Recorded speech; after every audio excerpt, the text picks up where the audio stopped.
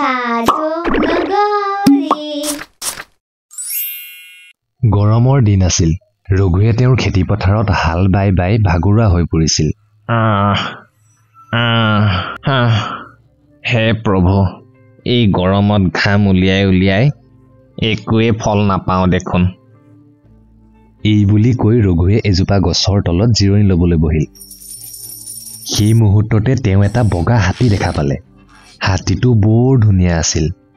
তাৰ ধুনীয়া ধুনীয়া পাখিও আছিল এনেকুৱা হাতী ৰঘুৱে কেতিয়াও দেখা নাছিল আৰে এইটো আকৌ কি বস্তু পাখি লগা হাতী নিশ্চয় ই যাদুকৰী হাতী হ'ব এই বুলি কৈ ৰঘুৱে হাতীটোৰ কাষ চাপি আহিল কোনোবা অহাৰ শব্দ শুনি হাতীটোৱে পাখি মেলি উৰিবলৈ সাজু হ'ল ৰঘুৰ ভয় লাগিল হাতীটো উৰি গ'লে মই ধৰিবই নোৱাৰিম ৰঘুৱে তৎক্ষণাত হাতীটোৰ নেজত ধৰি ল'লে আৰু হাতীটোৱে ৰঘুৰ সৈতে উৰি যাবলৈ ধৰিলে আৰে বাবা কলৈ গৈ আছ হাতী ৰৈ যা ৰ কলৈ গৈছ আৰে কলৈ যা ৰঘুৱে হাতীৰ নেজত ধৰি আকাশৰ বহু ওপৰ পালেগৈ ইমান ওপৰলৈ যোৱাত ৰঘুৰ বৰ ভয় লাগিছিল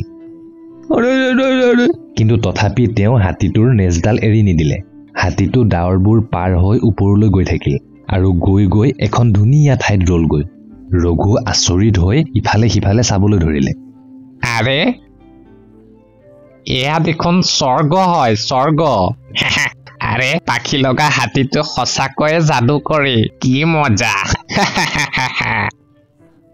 ৰঘুৱে স্বৰ্গত ইফালে সিফালে ঘূৰিবলৈ ধৰিলে সকলোবোৰ ইমান শান্ত ইমান মনোমোহা তেতিয়াই তেওঁ সোণৰ কিছুমান পাথৰ দেখা পালে সেয়া দেখি তাৰ আনন্দৰ সীমা নোহোৱা হ'ল আৰে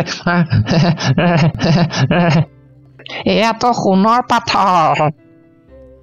এই সোণৰ পাথৰবোৰ বিক্ৰী কৰি মই মালামাল হৈ যাম আৰে কি মজা হাতী বন্ধু তেওঁ পাথৰবোৰ উঠাবলৈ চেষ্টা কৰিলে কিন্তু পাথৰবোৰ বৰ গধুৰ আছিল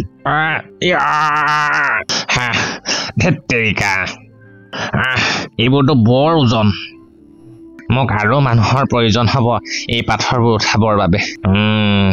ৰঘুৱে কিছু সময় ভাবিলে আৰু যাদুকৰী হাতীটোক বিচাৰি পুনৰ তাৰ নেজত ধৰি পৃথিৱীলৈ ঘূৰি আহিল তেওঁ দৌৰি দৌৰি তেওঁৰ বন্ধু কেইজনমানৰ ওচৰলৈ গ'ল আৰে জগত মণিৰাম মধু শুনচোন শুনিছনে নাই আৰে কেশৱ শুনচোন শুন আৰে কি হ'ল কথাটো শুন আৰে কি হ'ল কথাটো ক কিয় চিঞৰি আছ তেতিয়া ৰঘুৱে সিহঁতক সেই যাদুকৰী হাতীটোৰ কথা ক'লে তাৰ কথা শুনি সকলোৱে হাঁহিবলৈ ধৰিলে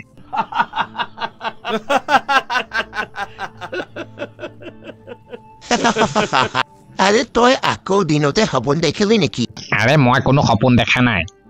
তহঁতৰ বিশ্বাস হোৱা নাইতো ঠিক আছে মোৰ কথা শুন কাইলৈ পুৱা গোটেইবোৰ মোৰ লগত ওলাবি আমি গোটেইকেইটা একেলগে স্বৰ্গলৈ যাম আৰু তাৰ পৰা সোণৰ পাথৰ লৈ আহিম আৰু তাৰ পিছত আমি গোটেইকেইটা ধনী হৈ যাম ঠিক আছে বাৰু তোৰ কাৰণে আমি সেইটোকো কৰি চাম ইয়াৰ পাছত গোটেইকেইজনে পাছদিনা ৰঘুৰ খেতিপথাৰত লগ হোৱাৰ সিদ্ধান্ত ল'লে যাদুকৰী হাতীটো পুনৰ সেই ঠাইত আনন্দেৰে ঘূৰি আছিল ৰঘুৱে সিহঁতক সেই হাতীটো দেখুৱালে আৰু হাতীটোৰ ওচৰলৈ গোটেইকেইজনক লৈ গ'ল গোটেইকেইজন বন্ধুৱে পাখি লগা হাতীটো দেখি বৰ আচৰিত হ'ল আৰে বাপৰে বাপ এইটো আকৌ কি বস্তু ৰে কিয় আমি ইয়াৰ নেজত ধৰি স্বৰ্গলৈ যাম হয় নেকি যেতিয়া হাতীটোৱে উৰিবলৈ পাখি মেলিলে তেতিয়া ৰঘুৱে হাতীটোৰ নেজত ধৰি ল'লে আৰু বাকী কেইজনে ইজনে সিজনৰ গাত ধৰিলে হাতীটো বৰ তীব্ৰ গতিত উৰি যাবলৈ ধৰিলে আৰে ৰঘু ই কলৈ গৈ আছে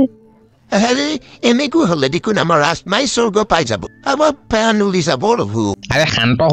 শান্ত হৈ থাকা স্বৰ্গ পালেগৈ সোণৰ পাথৰ পাম মনে মনে থাকা শান্ত হৈ থাকা কেশৱে মনোবল বঢ়াবৰ বাবে সুধিলে আৰে কি কৈছিলা তুমি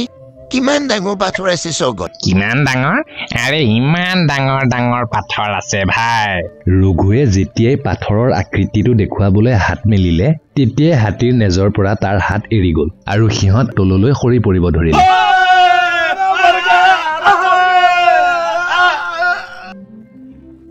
সিহঁত গোটেইবোৰ একেলগে আহি এটা পুখুৰীত পৰিল আৰে বাপৰে মলটো কঁকালে ভাঙি গ'ল আৰে ৰঘু মোৰতো মুখেই বেকা হৈ গ'ল। তেতিয়া সকলোৰে অনুভৱ হ'ল যে লোভত পৰি সিহঁতে সিহঁতৰ প্ৰাণ সংকটত পেলালে। আৰে প্ৰভু মোক ক্ষমা কৰি দিয়া বন্ধুহঁত, মই লোভত পৰি অন্ধ হৈ গৈছিলোঁ। সকলোৱে তাক ক্ষমা কৰি দিলে আৰু সকলোৱে তাৰ পৰা শিক্ষাও পালে। ইয়াৰ পাছত সকলোৱে নিজৰ খেতিপথাৰত হাল বাবলৈ বুলি ৰাওনা হ'ল।